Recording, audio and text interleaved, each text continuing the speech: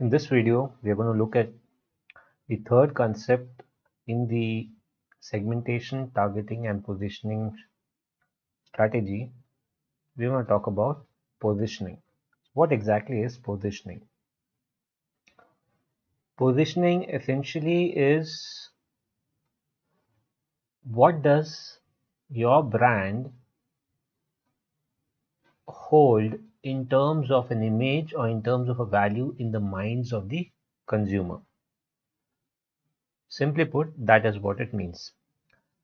Or in other words, the place that the product occupies in consumers' minds relative to competing products, typically defined by consumers on basic important parameters. So there are certain attributes on which your brand is defined, your brand value is defined, and based on that, every consumer is able to identify your brand against the competing brand. That is the value or the value proposition of your brand. That is, in other words, that is the unique selling proposition of your brand,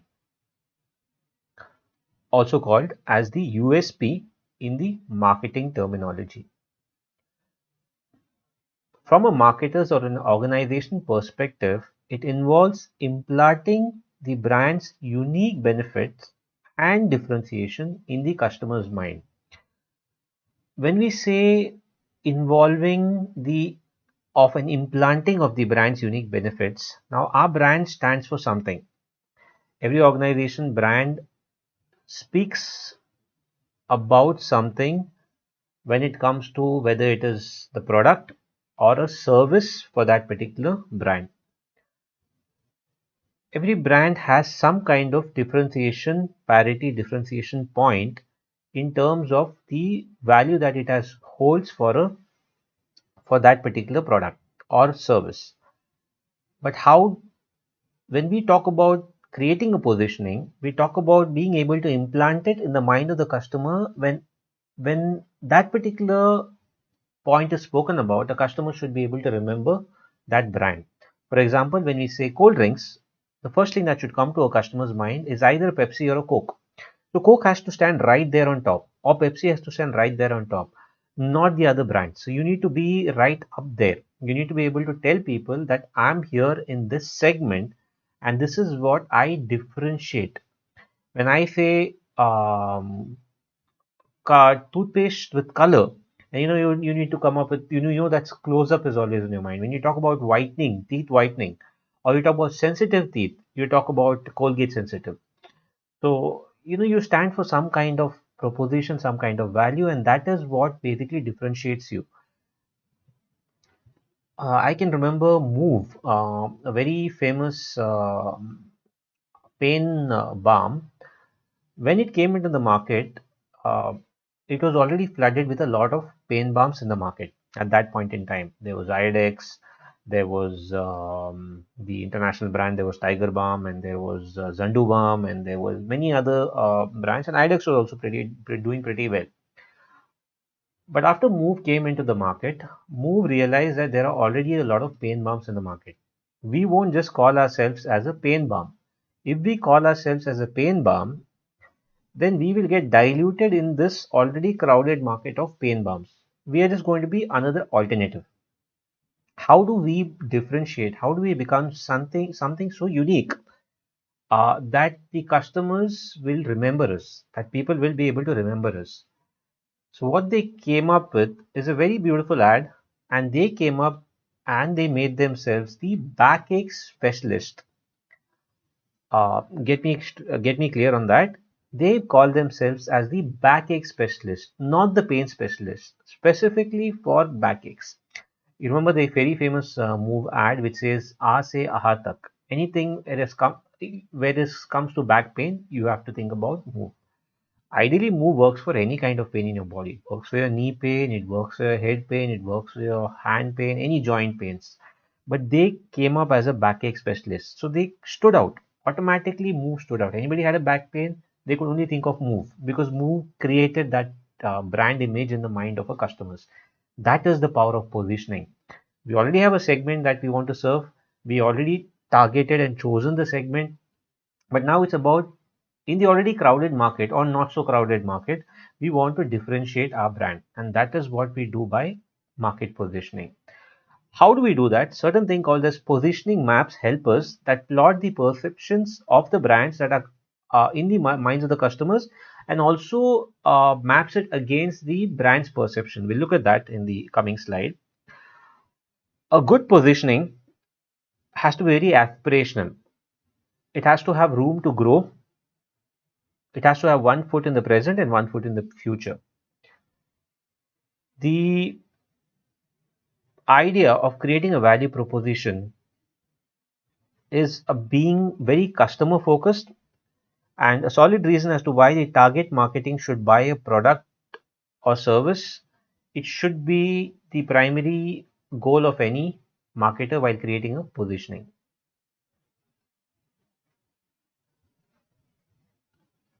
Let's look at some of the value propositions for different brands. Hertz, Volvo, and Domino's. Three different companies, three different products. Hertz is a company which has into car rentals. Now their target customers are busy professionals who would definitely want to go for car rentals. But their value proposition is fast, convenient way to rent the right type of a car at an airport. Volvo, which is more known for its safety, so they are targeting the safety conscious upscale families. The value proposition, the safest, most durable wagon in which your family can ride. Domino's Pizza, we all know, convenience minded pizza lovers. Now, yes, it also serves pizza like McDonald's does, but where does it stand out? Value proposition, a delicious hot pizza delivered promptly to your door. That is the differentiation. Delivered promptly. It's not the product that has been differentiated. It's the same product. I can have a similar kind of product being eaten. Maybe there are better pizzas made by other uh, pizza restaurants, but Domino's stands out in being delivered promptly. 20 minutes, nahi to pizza free. A very famous ad of Paresh Rawal, where your pizza is delivered in 20 minutes, or else you'll get your pizza free. So that is where Domino's tries to create their own their service differentiation, or their proposition in terms of what they stand out for. When we talk about differentiation and positioning, as far as positioning maps are concerned, what they do is they try to show consumer perceptions of their brands versus the competing products on certain important attributes, certain important buying dimensions. And these buying dimensions can vary. I can create a different positioning map on different buying dimensions. Let's look at an example of a perceptual map of different soft drinks in the market. These are different soft drinks in the market against their competitors, measured on the buying dimensions. But here, these are not just buying dimensions; these are more about the perceptions. Right here, the brand perceptions as well as the consumer preferences. So the I'll show you another perceptual map of similar soft drinks. In here, it has only been speaking about the sugar level content, whether it is very sweet or not so sweet on the x-axis, and on the y-axis we're talking about fun and the seriousness as well as the fun loving part of people trying to prefer for a soft drink. And these are measured on four quadrants. Each quadrant will have specific to measuring on these two buying dimensions. The particular product will fall in there. You see Diet Coke right there, which is not so sweet and very serious people. People are into health conscious people who do not want too much of sweeteners, less sugar, and they are very serious about their consumption in terms of um, in terms of aerated drinks.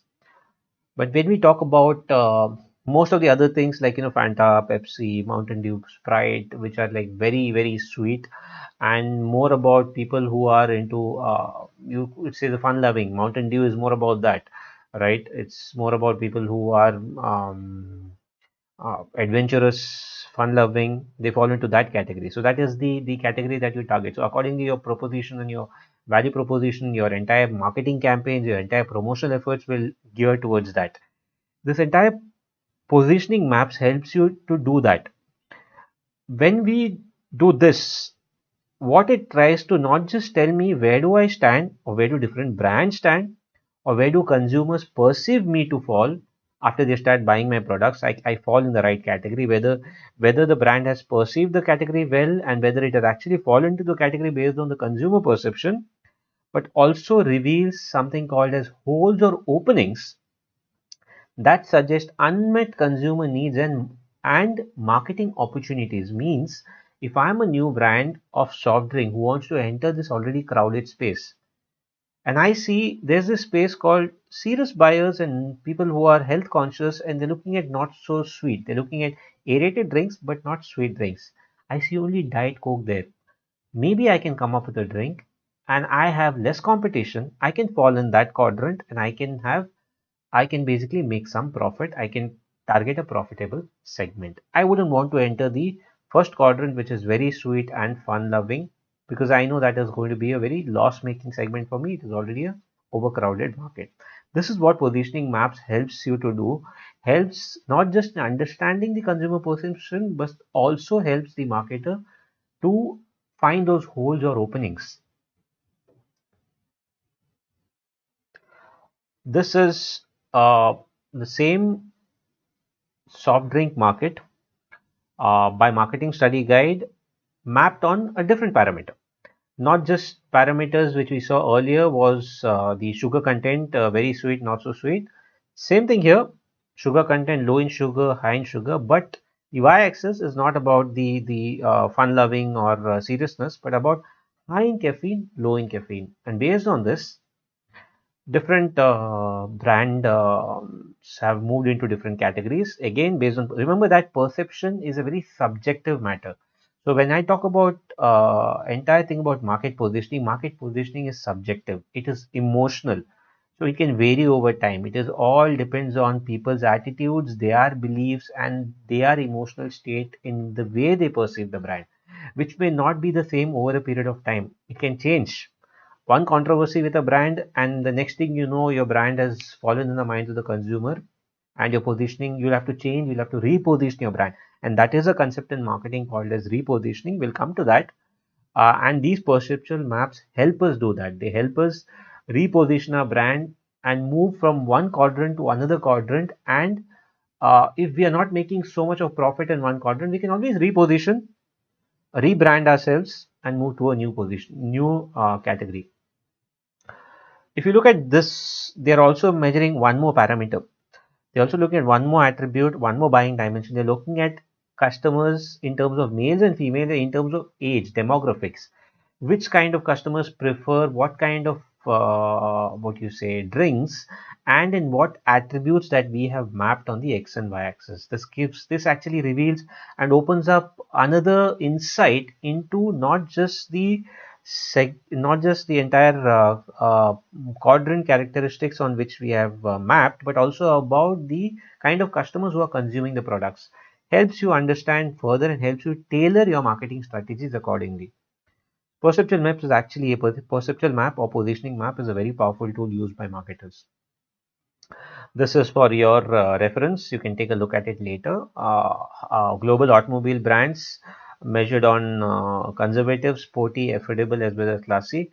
So based on four parameters, this is something which I'm sure would have changed by now. This is quite old in terms of the mapping scenario, and some brands would have repositioned. Like Mitsubishi, the reason I am showing you this is that you see Mitsubishi is somewhere on affordable and sporty. When I talk about Mitsubishi, I don't know how many of you would be aware of the symbol. I'm talking about that red color logo, which is in the first, second, third, fourth quadrant, if I'm not mistaken, which is Nissan is beside it, and that's Honda beside it.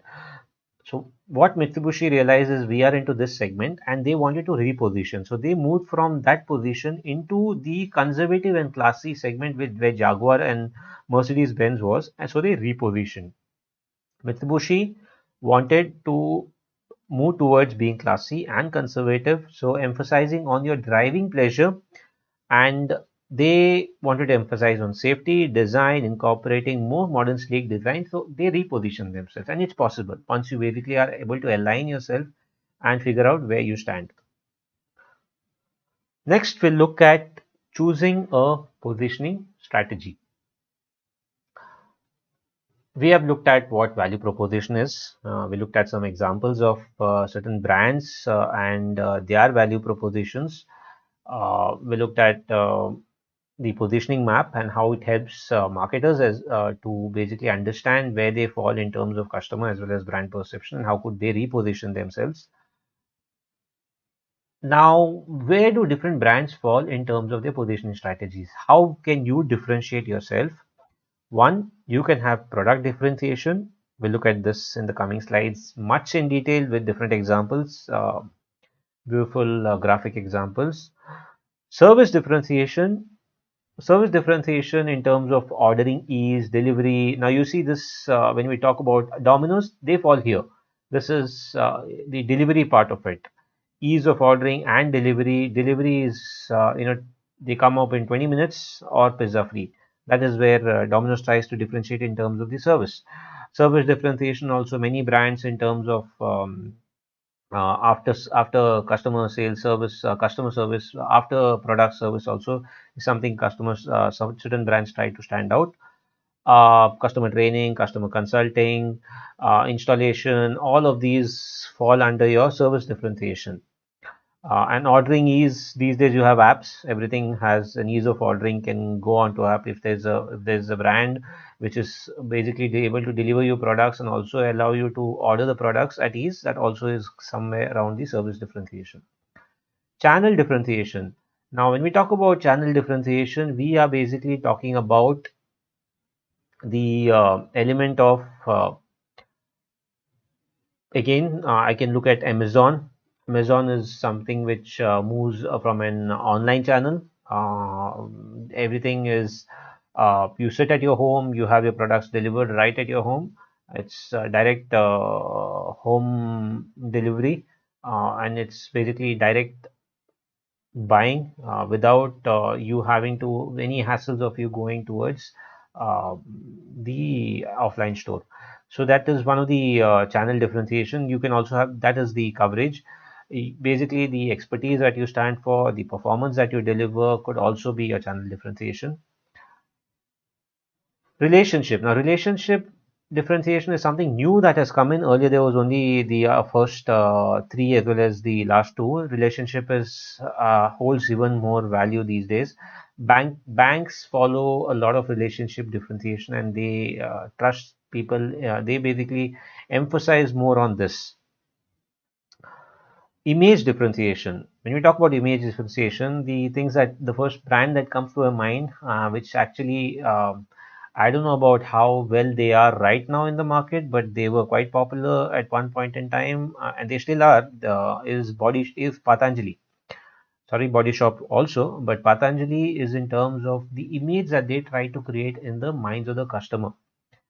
The entire perception, the entire communication and advertising was geared towards one image, all about Patanjali products being um, organic, being Ayurvedic, being chemical free, being Indian, and all of this tried to create an image in the minds of the customer that we are purchasing a product which is worthwhile, a product that is which people can relate to, and a product which people realize that over a period of time it's something that um, they created basically. The first slide I tried to explain to you that it has to be something. When you talk about positioning, there was a word, I'm not able to get that word. It's more about scalability. Yes, aspirational. Aspirational is what Patanjali tried to do. They created an image or a perception which was more aspirational, which moved, which made them realize, which made them or made people realize that this is something that's going to last, because there is no other brand right now in the market which is coming up with these promises. Price differentiation, yes, product and price somewhat can be categorized, because when we talk about price, we talk about the product in terms of its price. But if you're talking about service, also the price by customer, by quantity, by segment, the price that you vary for different customer segments, or different customer, or different variation in terms of quantity that you apply. We'll look at the examples when you talk about price. A lot of price differentiation. We talk about Maruti always comes to my mind, talks about price. Um, I don't know why. Biscuits, we talk about Parle-G and Tiger biscuits when it comes to price. Any product you think of when you think of the price, when you talk about mobile phones, you think of, earlier it was the MI phones people would run in for when you talk about pricing. Let's look at the first positioning strategy, product differentiation. We'll more detail into this, into all the sub elements, into what can be differentiation with the examples. One thing is for certain, well differentiated products can create a significant competitive advantage.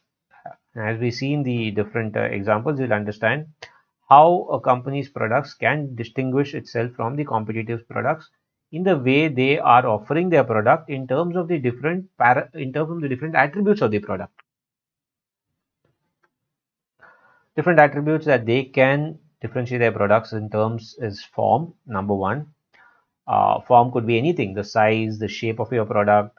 It could be the color of your product. It could be any kind of anything that defines the form of your product.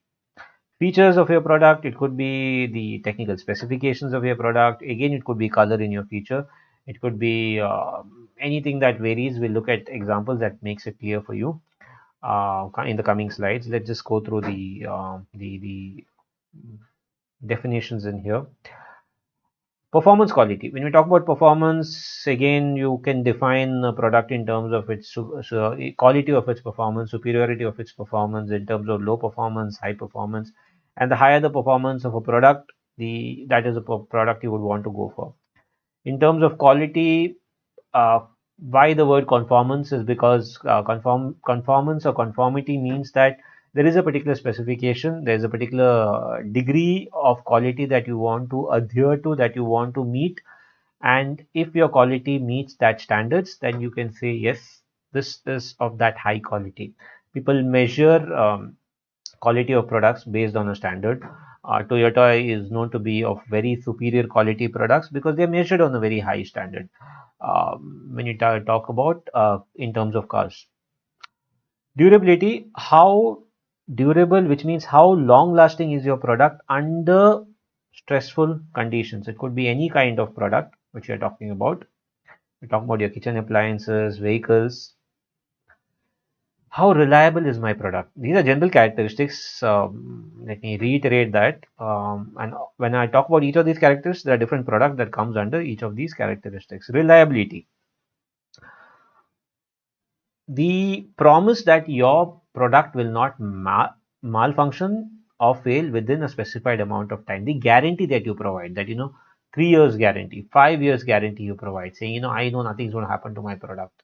That level of guarantee assurance that you provide makes your customer so attuned, so confident that he purchases your product. People provide products with 3 years warranty, 5 years warranty, very sure. Some people even provide guarantees because they knew for the next 3 years nothing is going to happen to my product. It's that assurance that you're giving. It's that reliable assurance that you're giving, and people are ready to pay that premium. And because those products will be costlier. Definitely.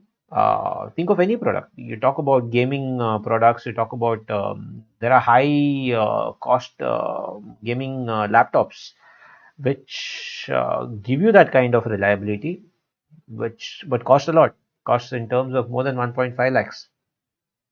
And there are what you say, like for example, Apple product is a very reliable product. Their laptops are not do not come so cheap. They are expensive. Then you talk about any other kind of product which actually gives you the guarantee. There are certain I can't recollect which is that brand. Anyways, we'll move on. Repairability. Repairability is the ease of fixing a product. how quickly can you, if it does malfunction or fail, which every product does over a period of time, how quickly could you repair it within a specified amount of time or with little cost or money?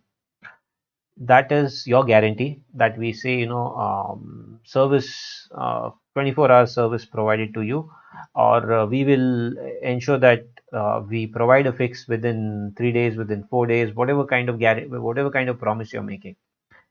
Style, in terms of, again, the style will be only for specific products, will follow in terms of style, in terms of look. Customization, the last one is something which is very relevant these days. We looked at the concept in targeting, we looked at the concept of micro marketing, where we are segmenting on a very individual scale. That is what we are trying to customize a product to that level. So if you want to differentiate a product, images for you, moving on from here, every slide for each of the product differentiation attributes. Talk about the attributes of price. Each of these products that you see here, very easily understandable how price is a differentiation for them. If you see there, Tide trying to show you superior quality at a lower price, 23 rupees compared to 50 rupees, which is Ariel. You have Coke, you have Maruti out there, and then you have that's a very old ad from Vodafone. How you have Chota packs, you have big packs and you have Chota packs. Form takes any shape, depends. Fevistick, smaller one. Fevicol came up with this Fevistick, quite popular, was not there before. You had to use the same tube to actually use it for your sticking paper. But finally, they came up with this. This is an innovation in terms of form, change in terms of shape. Same product. It's Fevicol's. Nothing changes. It's just your form has changed. The packaging style has changed. The product. Nothing else has changed. It's just the physical structure of your product that has changed. Then you have Move, which used to come in a tube, and then the form changed. It started coming in a spray. A lot of sports persons started buying everything in spray form. Much easier, takes lesser time, and much more fast relief and quick relief. Maggie coming in those cup Maggie noodles, and then you have Apple coming up with this Mac Mini. Never thought that you can have an entire CPU, entire machine as small as that. All you need to do is just connect your monitor, connect your keyboard and laptop monitor, what do you say, your mouse, and that's it. You're ready to go. Never thought TVs could be that thin. TV always was bulky, known to be those CRT. So the technology changed, and you had complete change of form of structure. So these are differentiations on which you can base your product. Features, any of these product, look at hit, look at that cockroach spray. It can reach even corners that couldn't be reached earlier. That was a problem. So they just made a small tweak. It's the same product. Just a small tweak, small feature change, additional function, supplement your your existing functions. There's the iPhone. That's the old iPhone picture. You have your goodnight coil. Goodnight used to come in coils. Now it comes in your electric, and with that also there is different ways. You have the now that extra feature wasn't there before. There was only green light. There was no light. And then you had more mosquitoes, and you go into the orange light. It's also a feature addition. So these are innovativeness, differentiation factor, which you come up as far as products are concerned. Of course, when you talk about products, right, it has to actually go back to your drawing room in terms of your research, has to come up with a product like that and then differentiate it. But this is where differentiation creates, sometimes it's backward engineering. You create a differentiation, you create something where it wasn't there before, and then you go back and you create it. Customization, you can customize your product. Dell is known to customize. You just have to go onto the website. Dell is very good at this. You have Dell and Asian Paints. We'll look at these two examples here. Dell is a computer. a laptop which you don't buy the specifications which they give you, but you can go onto their website. You can select your specifications. You can select the kind of RAM you want. You can select the processor speed you want. You can select the hard disk space you want. Select how you want your computer to be made, and then they'll show you the quote. You say okay, you pay it, you'll get a customized Dell product for you, customized Dell laptop, customized Dell CPU for you. That is customization. There's the sports car there, they also have do such customizations. I think that is the Rolls Royce, which also does customization. Asian Paints, you can go online, you can select the color for your house, you can do all the customization for your entire house, you can select the colors based on that. Performance, any of this, you can look at performance. You can look at Castrol, known for performance. The ads are on performance. Vim, promises to give you the clean utensils, can take off all the grim dirt, grease off your vessels. Domex, the way they come up with their ads is all about that promise in terms of performance. This is performance. Uh, when I talked about performance earlier, right? We talked about performance at a level, superior level, low level. That low level, superior level is what they show. Other detergent bars, sorry, other what do you say, um, utensil bars will not remove the grease, but Vim says we can remove that grease. So they are showing they are of superior quality, superior performance level. Surf does the same, Safedi, and it tries to say, what actual clear Safedi really means, what actual whiteness means. Domex does the same thing, which shows a very old toilet and says how clean they can make it. All about that mileage. There's a bike there, and Castrol showing how well they are in terms of mileage. That's also Accenture, which is trying to show how well they deliver performance for their clients. Quality, ensuring that the product is of the highest quality grade. Havels is known to produce quality, and people go to buy Havels, and they know that they're getting the what do you say, their money's worth. Toyota is known for its quality. Kingfisher has to go out of this slide. It's a very old slide. It's a very old presentation. No longer quality. That man is also of no quality. So my bad. I should have taken that off from there. Um, but yes, if you have to go back in time, if I have to give you this presentation 2 years back in time or 3 years back in time, then it was of quality. They did stand for quality, and that's why people preferred Kingfisher. They had a level of quality. If you have to study that as a case, yes, they had quality, not now. Durability, last long, really long. That's what the Duracell and Emeron batteries are known to be. Nilkamal chairs are known to be very effective, strong plastic chairs of higher PPE content. Then you have woodland shoes, which can what do you say, known to pass any kind of terrain for off-road usage. And Berger paints, yes, their ads are also all about that. They can withstand any climatic conditions. Durability, that's what durability is all about. Reliability, how reliable can you be if there is the probability that not malfunction within a given time period. Tupperware, Meru, cabs, Honda, Mercedes-Benz, Godrej, Tata. Tata are known to be very reliable. People go for Tata because of this entire idea that they won't the probability that even if that reliability and repairability are connected, and Tata I'm sure will come in both those differentiation factors in terms of product forms. We talk about repairability.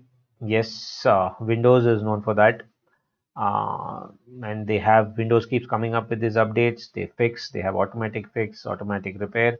Although this is this will be a topic of controversy against people who have used Linux or Unix, or people who have used Mac OS. They may not agree with this, but Windows is quite reliable, or in terms of repairability, it is easily repairable. Um, HP, I'm a HP user, so I'll vouch for HP. And the Maruti, yes, everybody goes for a Maruti, not just for its price, it's also for its maintenance service. Maruti parts are cheap, so if a product fails, you can always get the replacement item or anywhere across the country, because there are many servicing centers, and also of the resale value. Style, any of this, that's a very old ad. Sony YUX, that was Kareena Kapoor. That was one of the first laptops which had come up with a very different, unique style design. And then you had Lenovo coming up with Yoga Pad. I remember. Fast Track, move on. Yes, everybody knows Fast Track for its style. Ray-Ban glasses for its style. That's Fiat Punto, if I'm not mistaken. I don't know what was the style of Fiat Punto. But yeah, different bikes shown up here. So these are the product differentiation factors which kind of helps you position your product on different um, uh, attributes of a product. Now that while choosing a positioning strategy, you would want to highlight any one of those product differentiation factors which we looked at earlier, or it could be channel differentiation factors, service differentiation factors, image differentiation, anything that you choose to differentiate, but that has to be highlighted well so that people remember your product. We have finished STP, so let's just revise the entire STP in 2 slides, 2 to 3 slides, so that you can refresh your memory. To start with, we have a huge market, a market filled with tortoise, filled with sharks, filled with if I'm not mistaken, that is, let's say that's a donkey. Yeah, that is a donkey. So basically a market filled with all kinds of customers. You have, let's take these three examples of these three types of customers, and there is no segmentation in this market. They are all heterogeneous, which means they are different, and you have a homogeneous product which you would want to supply to all, but you cannot do that because there is no differentiation. You would want to differentiate this particular segment so that, of course, if you're supplying Coca-Cola, if you're supplying Microsoft Windows, you can just supply to all of them. The turtle as well as the donkey as well as the shark will use it just as well. But if I want to do segmentation, I'll go to the next step, and based on the customer, that is, turtles will be segment 1, sharks will be segment 2, and donkeys will be segment 3, and based on my customer base as well as my product attributes. So segments, as we had studied, right? A segment attractiveness, how do you understand the segment and what is the criteria? Segments must be measurable, identifiable, accessible, substantial, unique, all of these things. We had spoken about this and the criteria for segmentation. And a good market segmentation is internally homogeneous, which means S1 is homogeneous, S2 is homogeneous, S3 is homogeneous, but externally heterogeneous, which means inside they are same, but amongst them they are different. Next concept we looked at is targeting. Who do we choose? And on what basis do we choose? That is, focusing on the segment which provides me the highest value. And we had looked at segment strategies. Remember, differentiated, undifferentiated, um, niche marketing, concentrated, that was same niche, micro marketing, all of those strategies in terms of targeting. How do we target? What do we do? Multiple segments, single segments. We look at different and we profile them. And how do we do that? We profile them based on different segmentation basis, age, sex, income, lifestyle, could be anything, and then we target each one. So if I say S1 I want to target, or S2 or S3, whatever I decide, I'll target them based on what seems very lucrative, what seems very profitable. The Pareto principle, I remember telling you, 20% of my customers will provide 80% of my revenue. Positioning. Finally, I want to position it. Oh, okay. I have chosen the shark. No, I have not chosen the turtle or the donkey. Okay. Out goes the turtle, out goes the donkey. And we are concentrating only on the shark. Now it's time to positioning it. Positioning on what parameter should I position? We looked at all the different positioning ways in which we can position, right? So many parameters on which we can position. So is it about quality? Is it about price? Is it about brand? Is it about accessibility? Is it about what is it? Convenience? What am I trying to? So based on that, I can try to position my product accordingly to this targeted segment. With this target segment, I can also create sub-segments and try to create my position accordingly to them, or I may just position based on one parameter itself. Okay, let's look at one example now, like tying up all of this for a very old product which I'm sure none of us would have not come across or used or would have seen anybody use it, is parachute oil. Segmentation, targeting, positioning of parachute oil. Segmentation, make a choice. Targeting, increase relevance. Positioning in the consumer's mind.